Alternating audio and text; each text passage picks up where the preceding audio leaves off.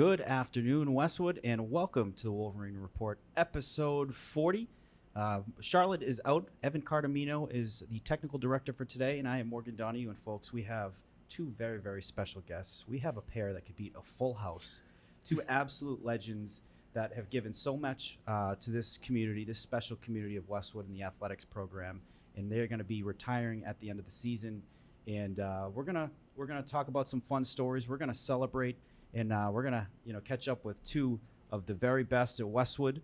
Martha Laughna, Assistant Athletic Director. Matt Gillis, Head Athletic Director, Westwood High School. Guys, how are you? And thank you so much for joining us.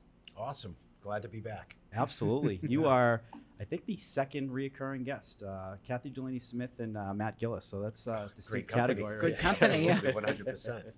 Yep. But, wanted to just jump in real quick about the spring season. What a spring season it's been. Two Westwood teams in the Final Four. Could you have imagined, two teams in the Final Four if you looked at, the brackets and everything ahead of time and seeing that path? Due to the fact that I'm an eternal optimist. Yes. I mean, I always do think that our teams are going to do really well. Yes. Our schedules in our league games and non-league games are always really tough. Yeah. It gets us prepared for the tournament. So when you get into the tournament games, I know that all our teams are prepared to be there, and to be able to go out and compete and do really well. Yeah. So it's very nice to have both boys and girls across. I mean, two programs that are exceptional at the school. We have two tremendous coaches with those programs. Yeah. But having softball and baseball in the Elite Eight, tennis. They both won their first round matches and had two really good matches in the round of 16. Yep. It's just great. And our track team, don't know if you know this, but our girls just won the 4x800 at the state meet to be state champions. Yes, incredible. I mean, so I saw that last night where I'm like, oh, they won the state championship, which last week they did. But this was the all divisions, yes. Division 1, 2, 3. It's the best of the best. And the girls 4x800, state champs in that. Absolutely remarkable. So they certainly should take a bow with what they've done this year. And it even starts back with the momentum they built in cross country because a lot of those girls are runners. Yep. And they were the first ever cross country state champ at Westwood. And then, to have the 4x800 Division 3 state championship, the boys 4x100 state champion, and then Maeve Gavin individual, and I think there was some winter ones as well. So apologies if I'm missing individuals or whatnot, but incredible, just incredible. And want to highlight tennis. So shout out Martha. Thank you for being a gracious host. I'm like Happy Gilmore's caddy when it came to like the tennis environment, where like I don't know where to stand. Kind of like what the point structure is and all that. But you were super helpful, and we're following along. And what an impressive team you have, and a fantastic season. So TVL champs this year, and a great win, I believe, versus Dartmouth at home in the round of 32. How special was this past season in tennis for you, and how much did you enjoy it?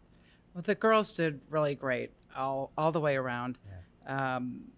They acted as a team, which is kind of difficult in a tennis environment. So they all got along really well, and they fed off each other. And even the girls that didn't get to play all that much really felt like they were part of the team because our captains were so strong. Yeah. And that's great culture. Where does that come from? I know you're going to probably deflect and say, the players, but like, that's a fantastic culture. Where does a special culture like that come from? It can be difficult at times just because they come in as individual players. Yeah. They haven't really been exposed to a team environment. Yeah. And I rely on the captains to create that team environment for the younger players. How much do you think, so on your team, you have a lot of athletes that play other sports. Mm-hmm. So you have volleyball players, you have some soccer players, and they are competitive. And a lot of them, have played some big games together. So when I was watching like some of the doubles, I'm seeing, Frankie Gennari, on one of the doubles courts, and I see Megan Greeley on another doubles court. And these are two players that thrive in team sports, great leaders. How much does having athletes as tennis players benefit the team camaraderie and also just getting everyone fired up for some big points and building some momentum? So both of the players you mentioned are seniors, and they both played volleyball. Volleyball went a long way into the tournament this year, so they had that exposure, and that's what made them great doubles players because they've always relied on their teammates to help them, and they also helped their teammates a lot. So, so those two players really had a big impact on our team camaraderie. Yeah, we did a interview after one of the volleyball playoff wins, and probably my favorite answer out of any of the interviews I've done was talking to Frankie Gennari, and I said, "You got your 500th assist in this game. Like, how special is that? You know, that milestone in a big game." And the first thing she said was, "No, I'm just so happy that Megan Greeley got the kill on that. And she's my best friend." And that was like the epitome of like what a amazing person, character, and culture that they have, you know, on the volleyball team, which also translates to, you know, their amazing culture in tennis. So fantastic players and fantastic season. And, you know, the spring season, a lot of logistics, especially come playoffs. So talk us through what's that process like when it starts. We'll even go back to when the last power rankings go out. What is the process in terms of how you guys get involved with the MIA, other teams, and scheduling? And then as teams, you know, move on in the playoffs, what is that process like moving forward? I would say our process, that what we're looking at is who potentially is going to be hosting a home match and who's going to be an away. Yeah. And once we start to get a better idea of kind of how things are going to play out in the spring, the difficult part is that the pairings come out the week of class day graduations for us. So then it puts us on a tight time frame for everything except for tennis, because tennis actually came out the week before, so we were able to play our first round matches the week prior, which then made it a little bit easier getting the next. Tennis, always the X factor is going to be weather. And then when it comes down to being able to look at when prelim or first round games need to be completed, there's typically a short window. So what I was looking at was, do we have teams that are waiting for play-in games, or is it something where our first round game needs to be completed by a certain date? And you know, taking a look at all the different factors, that first Monday, we hosted four games. 4 wins. 4 wins, exactly. Yes. Incredible. You know, so you know, we got baseball and softball, and then a doubleheader in girls and boys lacrosse. And then projecting out from there, will we be hosting, or is that going to be a game that we need to travel? And I've been kind of either sitting beside you during, like, after wins, and you guys are almost already getting to work with the other ADs, and how important it is to have a good relationship with ADs outside of your league, because, you know, there's a good chance you're going to be seeing them come playoff time, and you've probably seen a lot of them a lot of times. I mean, it's invaluable. I mean, I think being an athletic director is all about the relationships that you build. So that when there's, you know, situations come up where you can, you know, have an honest conversation with another athletic director that you're going to be playing their school in a particular sport, and it's like, you know, can we target this day, or can we stay away from this day? And they know that it's coming across of, you know, there's an issue, as opposed to trying to, like, we need to get a pitching rotation line. You know, you know, if you wait one more day, our stud will be back. He makes it back in time. So it's just, I think it's really important that way when it comes time to go about scheduling games. That does make it easier when I have a positive relationship with the other athletic directors.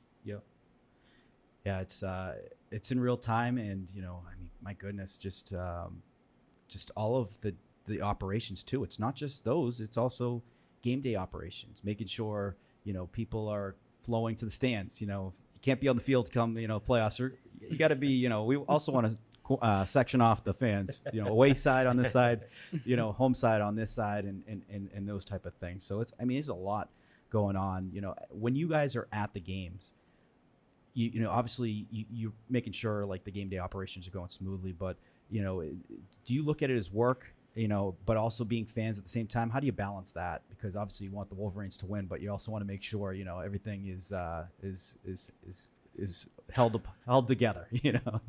I have to say, from my standpoint, having a daughter coach in Medfield makes it difficult. Yeah. But But this is how I got started, was because I really have loved going to all the games and seeing all the sports. And so from that standpoint, it's easy. Yeah. So whenever he says he needs help, I'm like, sure, I can be there.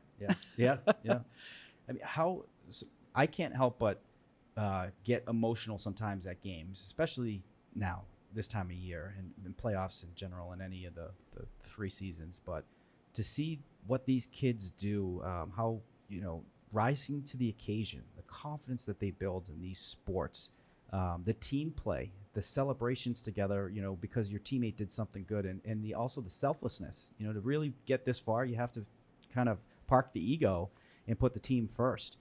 How special is it from the vantage point you guys have in you've seen these kids come through the program as freshmen, and now you're seeing them as, young adults, and, people who are, just what they've shown, what they can do on the big stage under bright lights, really impressive to see.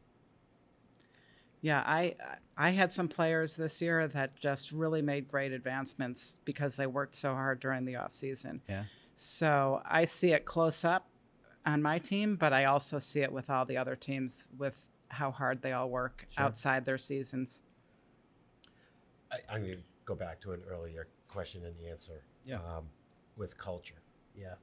I think culture is really something with our athletic program. The quality of the coaches that we have creates a situation where players can go about developing their skills in an environment where failure is expected, because it's only the way they're going to improve. Yeah. And that is in kind of all aspects of athletics. Yeah. It's how you fight back from adversity, helps you determine how you're going to, continue to play and improve as you get into those situations again. And I think that our coaches definitely do a really nice job of providing an environment where it's okay. Yeah. And, win or lose, but it's going out and playing your best is, I think that's a key to one of our success. And that's something that I've been lucky enough to be in my entire career, because I coached for 20 years before I became athletic director. Yeah. I do have to give a shout out to the Westwood DPW, because they're when especially this year. Absolutely. Yes. When we're talking about like game day preparations, they maintain the baseball and softball fields. Yeah. And what they're able to do on, with all that weather that we had this spring of, it's amazing. Yeah. So it's, I coordinate with them. Yeah. It starts with Todd Corchin, and Brendan Ryan, all the way down to the guys that are out there on the fields. I can't thank them enough. Yeah. This past weekend, the Walpole AD had reached out and wanted to know if they could use Westwood for, a tournament game, which was scheduled for Saturday, which rained out, and the DPW guys were there Sunday morning around 8 o'clock getting a field ready. Well, they know people win in Westwood. Medfield won a state championship. Walpole, I think they understand some good vibes of the Westwood facility. And, every time someone comes to our fields, they're just like amazed at how the great shape that they're in. So they do a tremendous job. Well, it's funny you mentioned that, and absolutely, they did a terrific job, and the fields are beautiful too, like immaculate. Also, the beach volleyball court, a couple home runs were hit there, so shout out, some good splash landings on those. Yep. So we had a couple guests, and speaking of like legends, some legendary Westwood names. A couple guests that brought up a couple names in Westwood that were larger than life, and I know you would know this guy, but want to know if you had any, good or fun stories. Guy by the name of Don Brown, who was facilities guy from Westwood for a legend, and I think this guy had special rules. I'm pretty sure he'd have like a cigarette in his mouth while mowing the lawn, like they're just like, it's Donnie, he's grandfathered in, but like what a legend. I just remember seeing him for so many years. Always had the zinc oxide on the nose, great tan, like great phenomenal tan, but what was your impressions or interactions with him over the years? A legend. I mean, when I started, I was 24 years old. Yeah. And I'm coming in, and I'm like shell shocked with everything, right? Yeah. And then I have to go and interact with this guy who's been there for. I'm like, it's Mr. Brown. Yes. Excuse me. So it was interesting. But again, once you get to know someone, biggest heart going. Would do anything. He was a veteran too. He was. Yeah. I mean, he was tremendous. And I understand his wife, I think, worked in the Westwood school system. Ann too. Brown was the superintendent's admin assistant for as long as I can remember.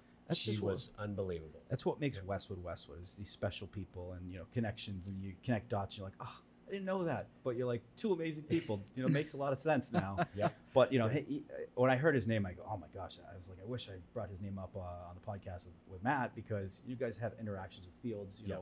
This is when you were coaching. Yeah. Another guy that I think about is this guy went to Westwood High School and then lived in Westwood. Frank Olivieri. Oh yes. Frank Oliverio, I believe. Yep.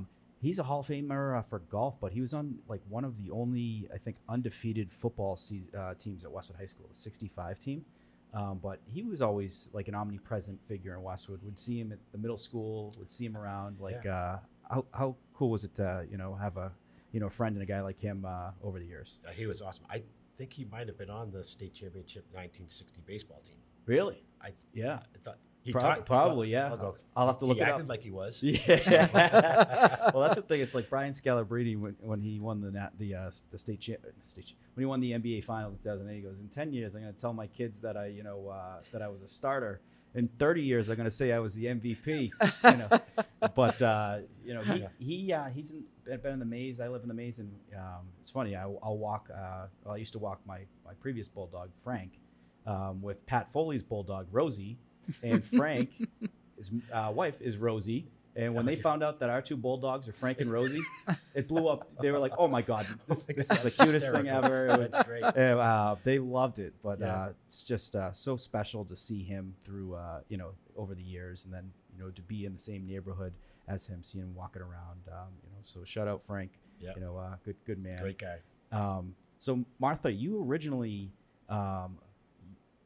Basically, I remember your kids, you guys moved to Westwood at some point. When was that? And what drew you guys to Westwood to move here and raise your family here? Well, we moved here from Pittsburgh in 1998. Yeah.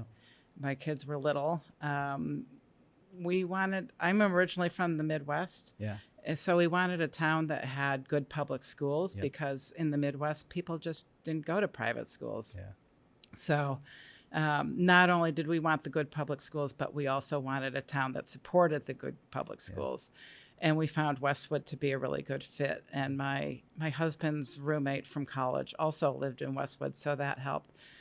But so we joined right in with 4 kids. It actually made it easier to move long distance because they were all involved in something at one time or another.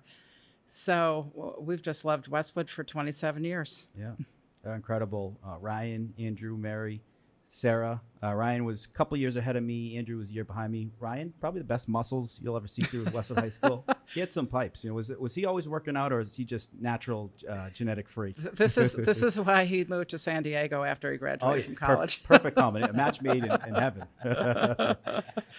But what was that like?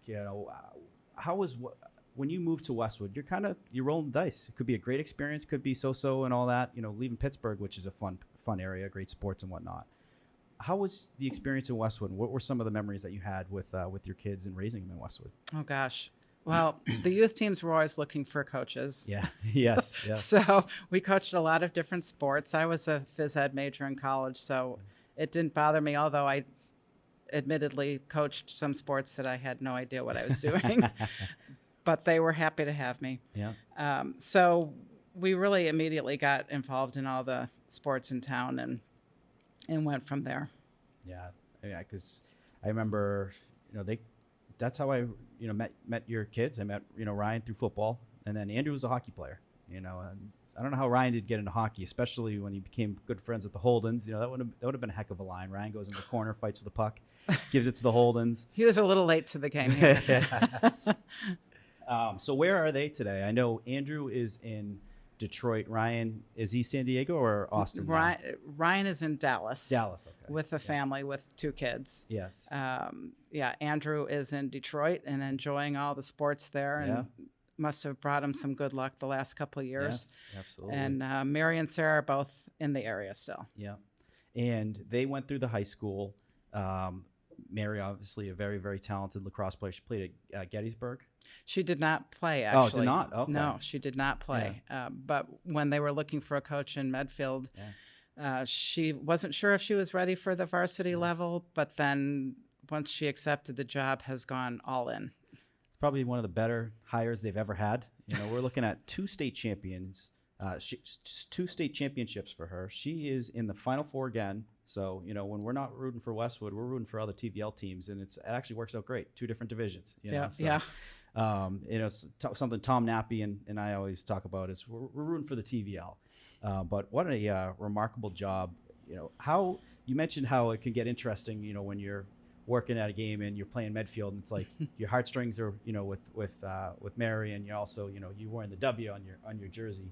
But aside from that, how proud are you of her and everything she's done? And, you know, to go into literally change the program and the trajectory of that program and create a winning culture, and has created a repeatable process where girls are staying in Medfield and girls are continuing to win in Medfield, and, you know, sending them to big time schools, Northwestern, BC. We had two players playing each other from Medfield. You know, how proud are you of her and you know, what she's done over there? Well, she's done a pretty incredible job.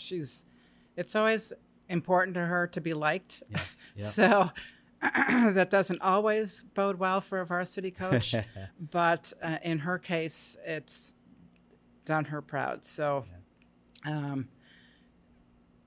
it's been amazing to watch the whole thing. The first year she came in, she was complaining about that the schedule had been made by the previous coach, and they were playing all these really good teams, and they didn't have a great year. But then they kind of took off. She coaches Mass Elite, and a lot of the players do club lacrosse now outside of the regular high school season.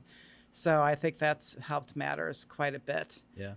It used to just be entirely soccer, but now I think they're gravitating more towards lacrosse there. Oh, absolutely. And I remember, I think it was maybe 3 years back, the state champions were Westwood at Division I, NDA at Division II, Medfield at Division III, Dover Sherborne at Division IV, all former Westwood lacrosse players. Just a remarkable, remarkable story. And, you know, that was also Mass Elite coaches too. So like, you know, it's just a great advertisement for how special, you know, the Westwood High School is, and also the Mass Elite program.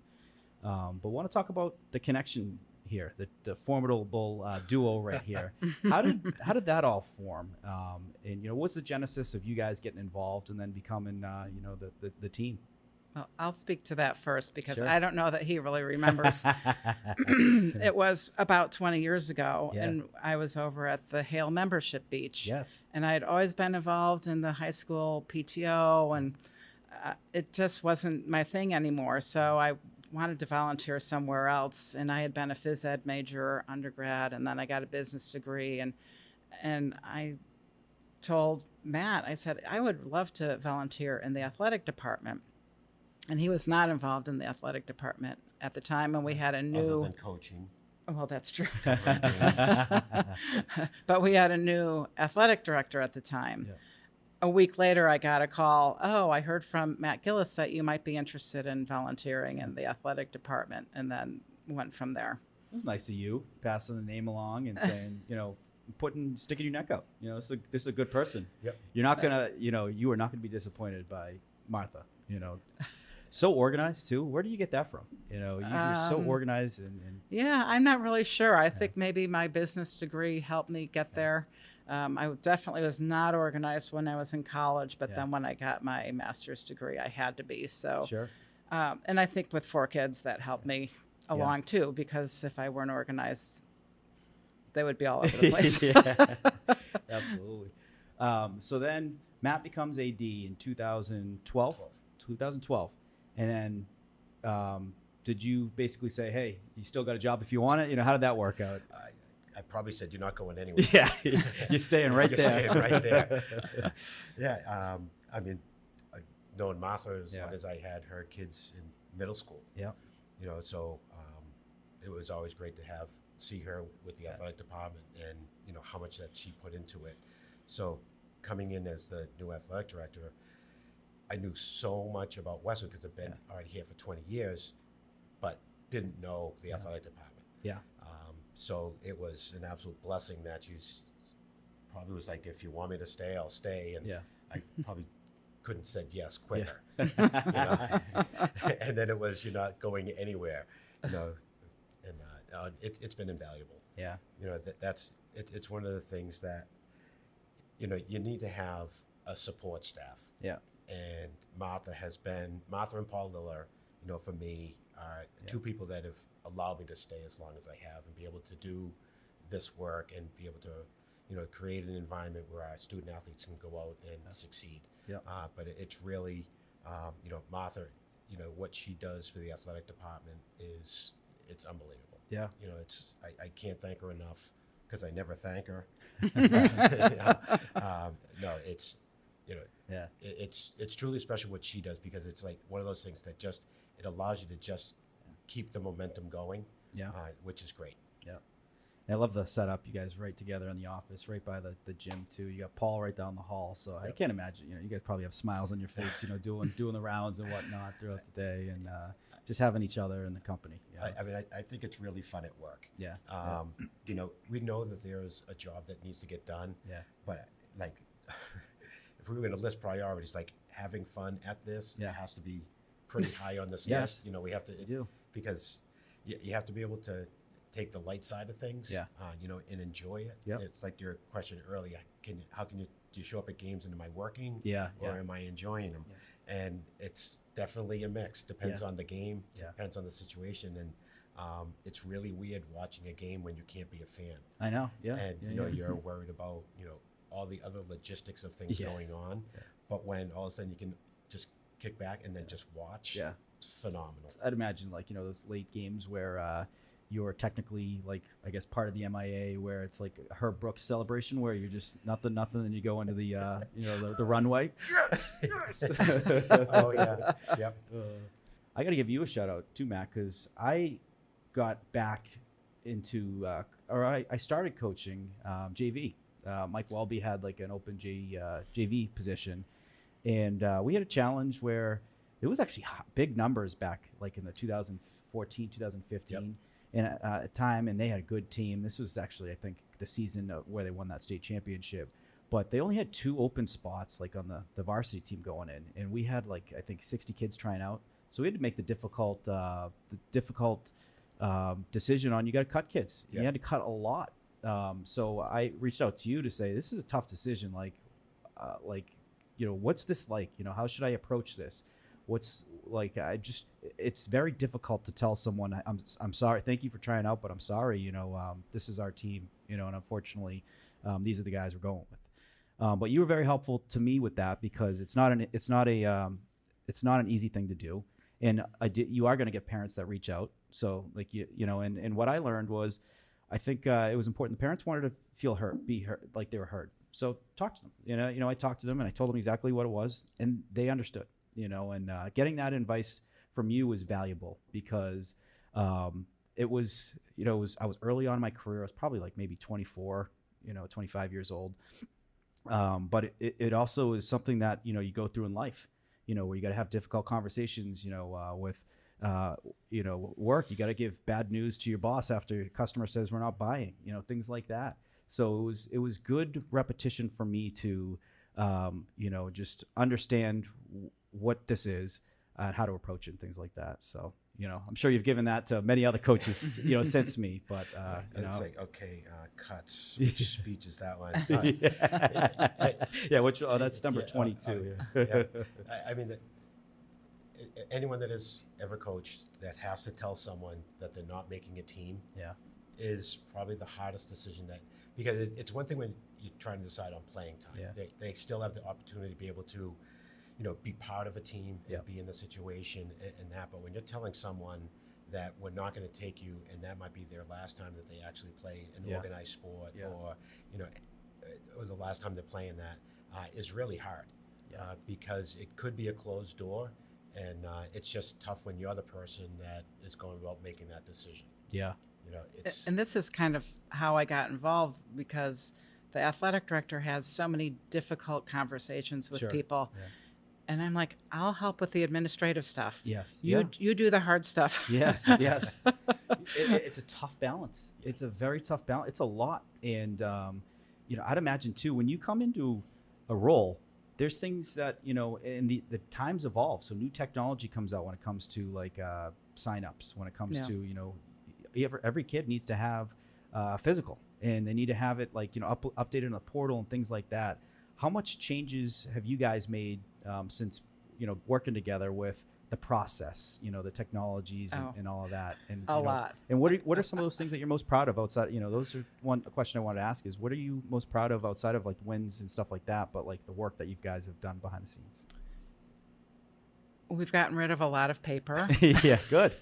Love that. Environmentally friendly. And we also don't rely on our nurses quite as much as we used to, because things are so automated. Yeah. And I was just talking on the way over here that I've made a couple PDF files so that when people ask the same questions over and over again, I can just send them off the instructions.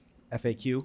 Yeah. Yeah. And but it's gone from collecting 3 different color pieces of paper for each season for each kid, stacks high.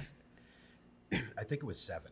Yeah. I honestly, I think it was 7 by the time if you collect the physical, and Yeah. then there was a medical consent form, which was separate from the registration form.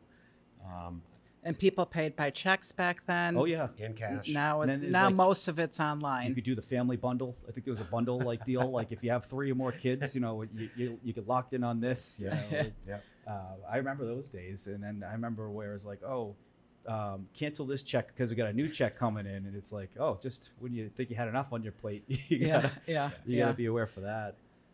But that's, and you guys have done a great job too, because back in the day, like, so the uniform collection, picking up and returning you guys do an unbelievable job with that, because I remember people would go get their diploma, on graduation, and it would be empty. There would be the case, but there wouldn't be the diploma in there, because, it's like, you got 10 more hours of detention, or you got, you got to, your football, your basketball, your baseball. We need, your 3 uniforms that you think that we don't know of. We know that you still have them. We try really hard to make sure we keep track of all the uniforms. Some are more difficult than others, but the ones with the numbers on them are easy. Oh yeah. But things like the track uniforms, or even the tennis uniforms, but I coach tennis, so I know who's got them. But some of them are difficult, and we keep going after the same kids all the time for their uniforms. But the minute we say, okay, well, if it's not in by Monday, you're going to have to pay for the uniform, suddenly it appears. So we've got our system that works pretty well. It reminds me of the Chappelle show where they go, that's a habitual line stepper right there. But yeah, what you say, there's a fee. People get serious. Well, it's because you do such a good job of tracking it. Where sometimes you'll fall through the cracks. But not on your watch. No. The spring we try not to let that happen. Yeah, spring is tough though. Where we had teams that continued on after graduation. So it's like getting seniors, graduating seniors. When their season ends, they've checked out. Not checked out. Checked out in the sense of not looking at emails. Yes. Yeah. It's interesting when you're like, how much does it change? I mean, it's drastically different. Totally. Yeah. Again, in the 13 years where I think we're on schedule staff for our online scheduling. Yeah. In our school, we made a couple changes. Then we're on the MIA website. And now we're on Arbiter. Now there's an app. You can track all the teams. Gives directions, locations. All the information is there. The registration is now just so streamlined. Where when you have the same, Matt Gillis is going to be playing a fall, winter, and a spring sport. It's easy to go about registration. We're trying to make it as easy and as seamless as possible. And so all those changes that have come along have been, just so much easier for the department. But like when Martha, one of her main responsibilities is registration. So then, it's not only getting them to register, but then it's taking in that information and then saying, okay, Morgan Donahue with the boys JV hockey team, here is your roster of cleared eligible, athletes. And all that information is needed, and being able to do that, for every team along the way. So And to do it too with a heads up, where it's not like the day before, hey, your physical expires tomorrow, to give them the heads up, like where reminders are going out. The reminders are out there, and you're making sure that they know what they need to do in a timely manner. Where no one, God forbid, no one wants to run in that situation where it's up and then you can't play a game because you didn't stay on top of that. Shout out, you guys taught me CPR. So I got that skill set. I might put it on my LinkedIn. I don't know. We'll see. A skill set, CPR, defibrillator too. I know how to figure out that a little bit. Open up the door. Take the sticky off that. Sticky off that. Tell the person to call 911, and then boom, right to work. So shout out. That's been a terrific part of learning that. And then Paul was helpful too, because I reached out to him to say, hey, hockey's a crazy sport where there's cuts every now, like physical cuts. And you gotta learn how to do a tourniquet. So he got me a tourniquet because God forbid that happens at 5 a.m. We're the only people there. So super. It was a great job for you guys to make us aware of like what are the things that can go wrong and how to prepare for them. And minutes count. Every minute counts. So sure do. That was much appreciated. So what were your backgrounds in sports? You guys, you can't be an athletic director without liking sports or playing sports, but what were some of your involvements in sports? And, if you have some favorite memories, what were those? Let me go first because it'll be really quick. Don't sell yourself short, by the way. No. I don't want you to discount. I know you were a good athlete. Never. I played every backyard sport we had going. I played organized baseball growing up. Was the only organized sport that I ever played, and got cut from Blue Hills freshman and sophomore year, and never played a sport in high school. Wow. I go to college, and I end up playing club lacrosse and water polo. Go figure. So I end up. We need to get some pictures of that, and we need to add that. Evan, we need to get some of those water polo pictures. I wish I had pictures of that too. So I went and I, just the friends that you make, also it's like, oh, hey, let's go try this, and at college at a club sport, it's, it's pretty good. So, went out and I did those two sports and I was always playing golf since I was like 11 to 12 years old. So golf is definitely one that I've continued on with. But, for me, it was just, I just love being active and doing anything and everything, which I think translated when I ended up deciding when I was in college that I think that physical education is what I want to go for. That was an easy transition for me because I already had like the love of being active. So then to kind of share that with my students, I thought was also a really cool thing to be able to do. So. And the golf too, shout out, state championship coach over here. Not a big deal. 2011. Was that, how special is that memory? And talk about some of those players. You had some pretty good ones. Oh my God, no, the 2000. I mean, the players that I had over the years, were great. I'm friends with some of them now. They coach. You see them at Norfolk here and there. I see them at Norfolk. So I get a chance to see them now as adults with families, and I go out and I play golf with them.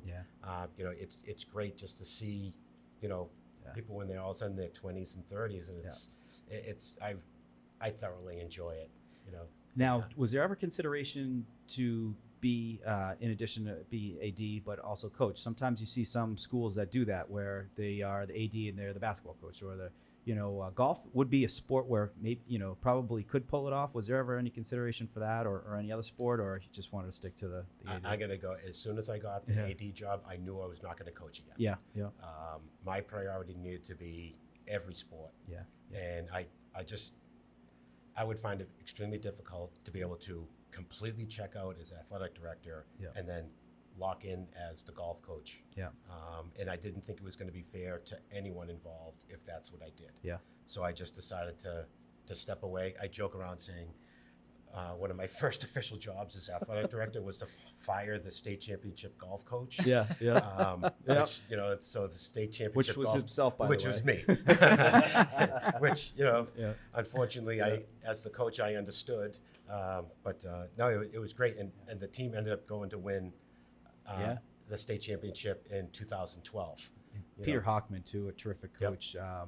How much do you enjoy these coaches that you see come into Westwood and that are still here 10, 15 years. And clearly they've left a lasting legacy. Peter Hockman being one of them, Todd Zaharik being another, Margot starting with assistant now. How special is that when you see coaches like that? It's great. Yeah. I love it. The ones that stay, it's special because they're making their mark in a positive way. Sure. And it comes back to the earlier discussion about culture. Yeah. Margot probably had one of the more difficult roles to step in when you're going to replace Leslie Frank, and be the next coach. Yeah. I remember having a conversation with Margot saying, like, this is your team. Yeah. You have to coach as Margot Spatola, not as anything else other than that. Yep. And I think that all the coaches have been able to come in. I talk about it takes about I think it's like 5 years to get comfortable in your spot there. Yeah. And I think that coaches come in and they like being here. Yeah. And that in itself, especially when you have outside people who are not Westwood employees, in the education, coming in to coach and wanting to stay because they do thoroughly enjoy what's going on.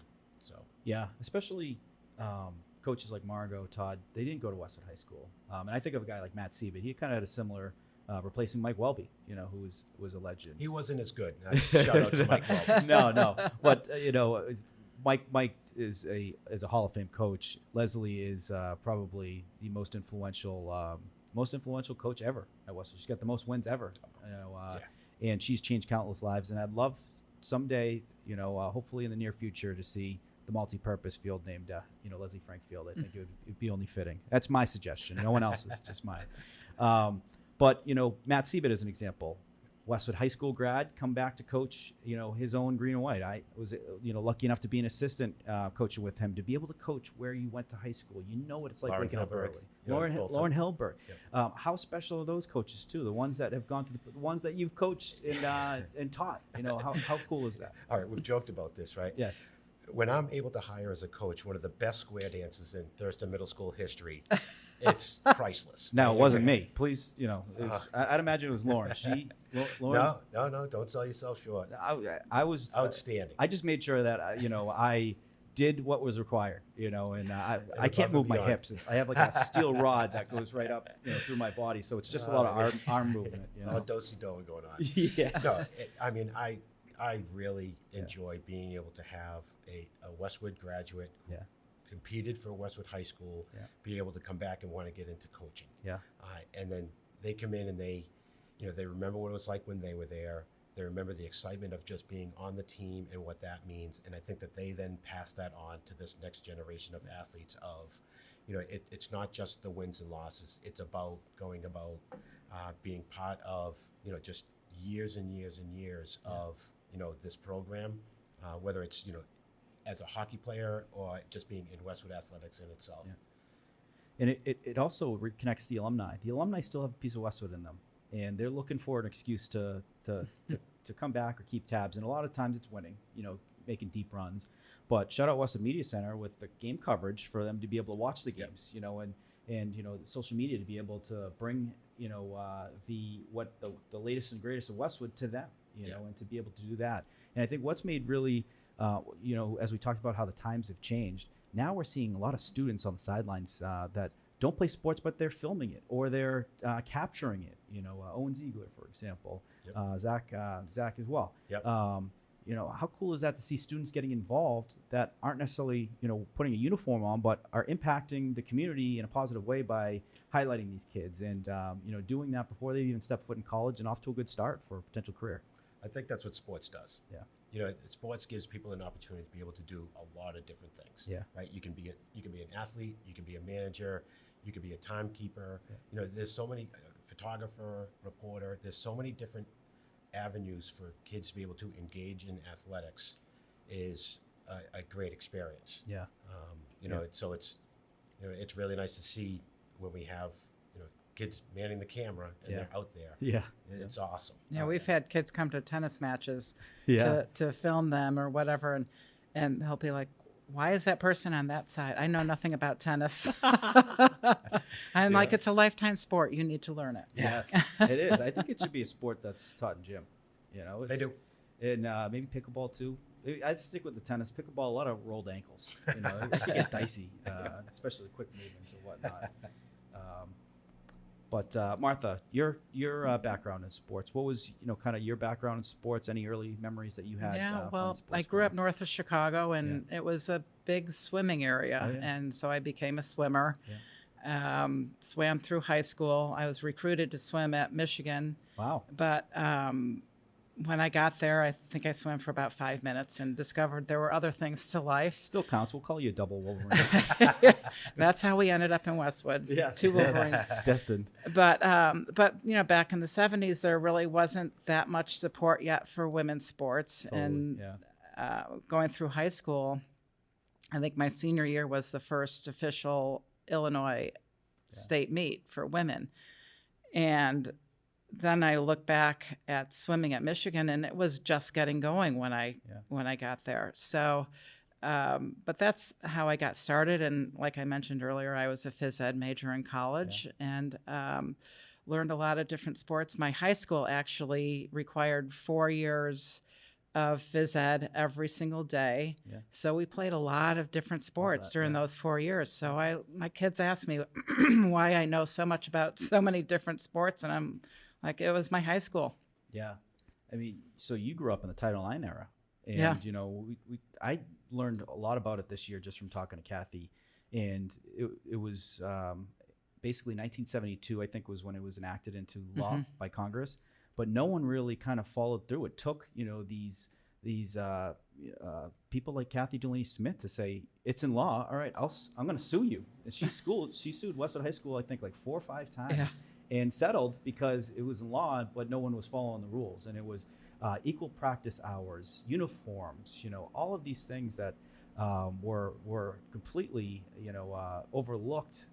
But because of her fight, which is a great story out of Westwood High School, completely changed the trajectory of sports, all sports, and no bias or discrimination against gender, which was incredible. But yeah, it's she had mentioned too, like, high school and college, like they didn't even have a girls basketball team, or this, it was I believe she mentioned there wasn't a girls basketball team at the college because they just didn't match like for like. It wasn't boys basketball, and girls basketball, and whatnot. Well, and at Michigan in 1976, there were no scholarships for women's swimmers, but I think some of the women that had been on the team for a few years, once they were upperclassmen, got some help. Yeah. But college tuition was a lot lower then too. Yeah. It's come so far, and we're just having Kathy Delaney Smith and her story out of Westwood, just an incredible story. And I know you had mentioned some of the leadership MIA conferences they have for women in sports, and Kathy has spoken at it. It's pretty cool. Matt, special year for you, Shannon, helping out at Westwood High School, helping out the fall season with some of the games, game day operations, then getting involved as a assistant hockey coach, involved as assistant lacrosse coach, Final Four. How special has this year been? 2 things. One, to be able to work with her on a day-to-day basis, and 2, to see the amazing things she has done coaching, the impact she's had. And I've seen you at games, I've seen you at a lot of games, just obviously there as AD, but also there as dad. How special has that been for you? It's been awesome. Yeah. It's so cool. Yeah. See that smile on his face? Yeah. She's got a sense of humor too. It's like, it's awesome. I grew up and live in Norwood. My kids played for Norwood High. And I remember Pete Rich is like, Matt, remember, you control the schedule. So when you see your kids' schedules, you schedule stuff so that you can schedule games against Norwood so that you can be there, so you can watch them playing their game while you're at work. So it was great. And we had I'm gonna go, my most memorable game was 2014 in the state tournament when Norwood played Westwood. Those are two heavyweight teams. So talented. One of the most memorable games for me because it was the most exciting thing going, because Westwood had a huge come from behind win, but it was so hard as a dad watching. So I mean, back then I bet you she said, "There's no way I'll ever work for Westwood." So I'm sure she's come around on it and has embraced it. Listening to two teachers at the dinner table for all these years. Yeah. When she had said that she wanted to do a career change and get into education. Yeah. Like, all right, Yeah. If you want to give it a try. Yeah. And so I reached out, to find out what opportunities were at Westwood High School. Yeah. And there was an instructional assistant position that was available. So she applied for that and was able to get that. And then again, like just with me being in the athletic department, the fall was kind of a nice break-in for her. Totally. Helping out with she's helping out with basketball games during the hockey season too. After 5 a.m. wake-ups too. So that she was a 3-sport athlete in high school. Yeah. She did field hockey, ice hockey, and lacrosse. Yeah. She played club ice hockey and varsity lacrosse out at Westfield. Yeah.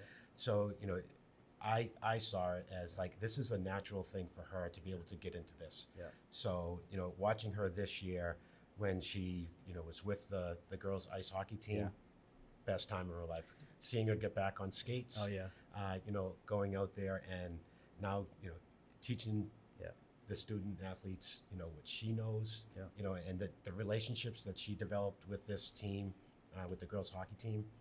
Off the charts. They love her. I live in the neighborhood with a lot of the players, and they love her. Yeah, absolutely love her. Yeah. And that transitioned right into lacrosse. Yeah, she had a ton of hockey players. Yeah, there with lacrosse, so she was able to do that as well. Yeah. I mean, funny the other day when we beat Duxbury to advance to the Final Four. Erin Gannon, turns to Shannon is like, I was on hockey. I'm the reason why we're going to the Final Four. And Shannon goes, that's so weird because I was with hockey. So it was just like a really cool thing where, a freshman, has such a great relationship with Shannon, who can say something like that and joke around. It's really nice to see her now experiencing all these things that I've experienced as a coach and watched as athletic director. It's great. I mean, her, Lauren, they got their head perfectly, or head on their shoulders, where it's not easy, the hockey season. It is early mornings. It is cold rinks, night games and whatnot. And we're at a lot of them. And, they always had a smile on their face, always, super excited about the games, coverage and whatnot, and it's fun when you go to these games and you have a good laugh with the coaches and the players are having a great time. That's what it's all about. Those are just some fun memories that are coming. It's even together. The same seeing Mary coach because she's coaching basketball. I think it's really nice when I had you as a student and I can watch you coach, but when you know them as family, totally, and see those things, it's so exciting to see a coach that more than just because they were a student, but it's like because of the families and knowing that relationship and seeing them out there doing their thing and having success. It's so much fun. Yeah, so much fun. That's incredible. I can't imagine just as a parent too. You raise these kids. You're on the sidelines all these years. You see them turn into the adults they are today, and then seeing them, the positive impact they're providing on other people's lives and the impact that they're gonna have on these kids and their development is that's why people become parents, is to make this world a better place than they are. It's fantastic. So we are maybe a couple weeks out, or how far out is it? Basically last game of the last team that's out, is that officially kind of the last day and retirement starts then? What's I'm gonna go through next Monday. Next Monday? Yeah, okay. Next Monday. So hopefully I'm busy Friday night. Yes. And I hope you're very busy. I hope I'm busy. I'm hoping to travel to Babson and I'm traveling to Mass Maritime. Yeah. But the last day for students is Monday. Okay. So I'll be here Monday. Then we do a teacher luncheon type thing. So I'll stay through Monday. What are the emotions that come? There's a lot. Obviously, you guys have earned retirement. You've done so much for this community. We are so thankful, and play as much golf and tennis, and enjoying that. But I'm sure there's also a big piece that, is still going to be here in this community. What are the emotions? When you. Here he goes. He's pulling a Jerry Maguire on me right now. Yes. Told you're not going to cry. Do you want me to answer first then? Sure. I'm going to need a box of tissues because this is going to get. I mean, I'm not really. I can't call it retirement. Yeah.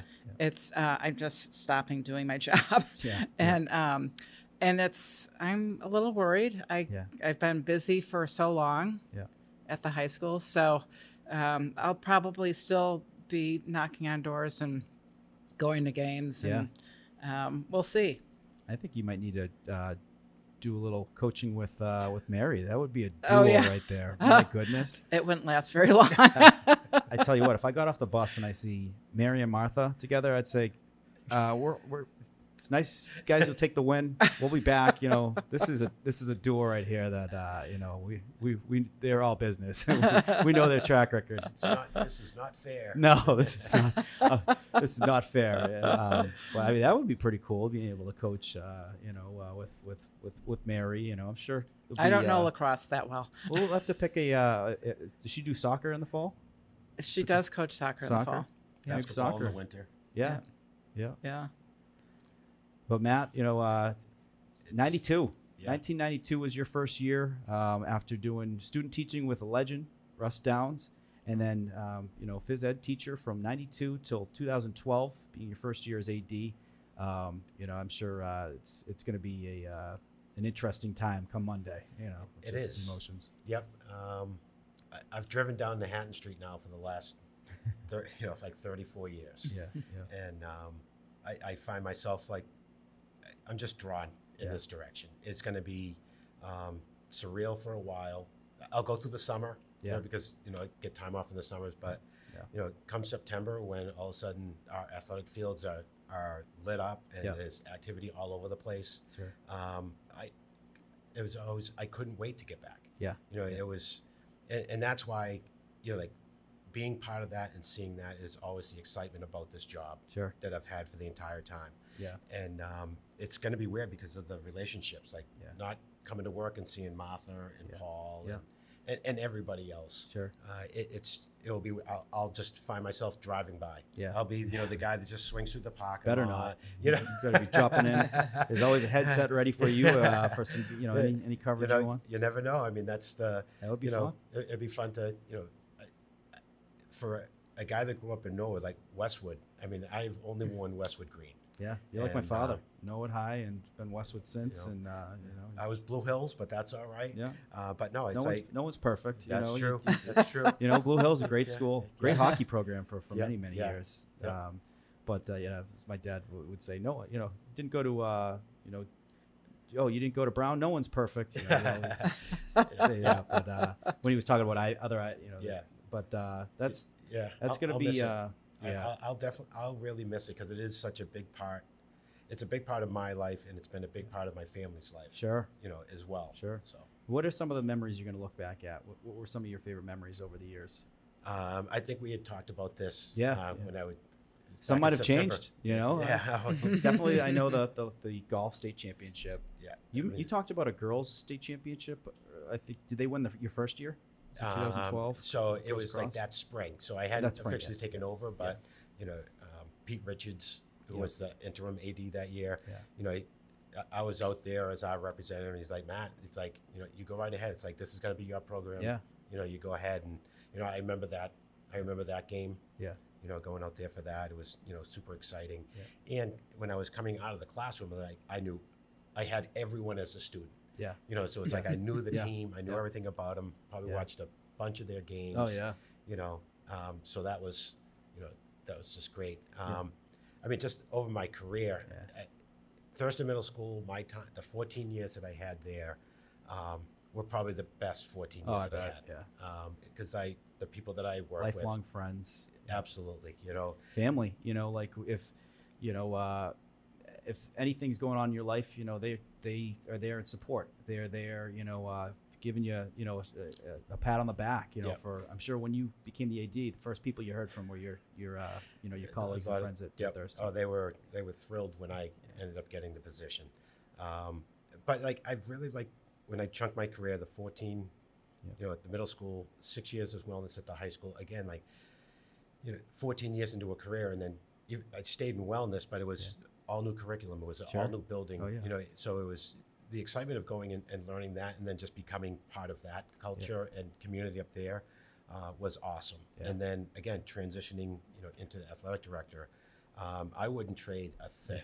It was I got placed in the best fit for me, and it's, never once did I ever thinking about leaving. Yeah. It's like this is the place that I wanted to stay and wanted to be, and I'm just so proud of the time that I've been here, working for Westwood. Yeah. It's the best. Yeah. Well, we were very, very thankful for it. Some fun memories as teacher, and also as AD, and some great sports memories, some greatness, some terrific championships, terrific athletes. Like some, just this past season, if you look at the athletes who are going to be graduating, some of the very best we've ever seen. Phenomenal. Yep. Maybe some of the best in their sport. Bridget Mulkey, no question about that. Unbelievable. Lillian, Belisarian, Nas certainly makes a case, with lacrosse. But we're very thankful to both of you and the service you've provided Westwood. You made Westwood a better place. You've made sports a fun environment, and you've helped create this platform for fantastic memories for these players and these families for many, many years to come. I still look at act like a Super Bowl was like yesterday, and people tell me to move on. I'm like, no, you don't forget those. You don't forget those, and it's because of the special group around you, your teammates, the ADs, the athletic, departments, Paul Lilla as well, in the mix. But thank you guys. Thank you for everything that you've done. Also, thank you to tell some fun stories on the podcast, recurring guest. I think we're gonna have to get you. You'll be the first one is the third one, the three-peat. Okay. Love it. We'll get some hats at three-peat, like the Michael sure. Jordan, like the Michael Jordan championship. Yeah, But love it. But guys, thank you so much. Thank you so much for your service, and don't be strangers. Definitely want to see you as much as possible on 200 Manhattan Street. And like I said, always a headset there. Jump right in the mix, and we'll have some laughs. We'll do. We'd love it. Well, folks, thank you for tuning in. Episode 40 of the Wolverine Report. Looking forward to seeing you all on the next one.